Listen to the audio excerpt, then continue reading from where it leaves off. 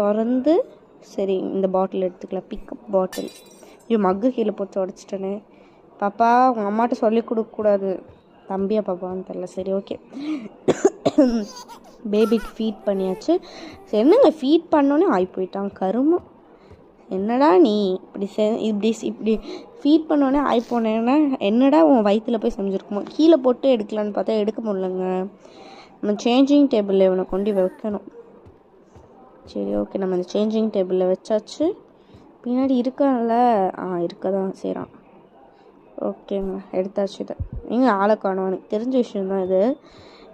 ஆளை காணும் எனக்கு. சரி ஓகே, சேஞ்ச் பேபி கொடுத்துர்லாம். ஓகே, க்ளீன் ஆகிடுச்சு.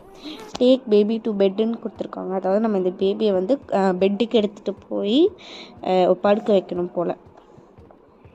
ஸோ இதில் இவனை படுக்க வச்சிடலாம். ஃபஸ்ட்டு டோரை க்ளோஸ் பண்ணிக்கலாம், சவுண்ட் இல்லாமல் இருக்க. காட், இது பேர் காட் போல்.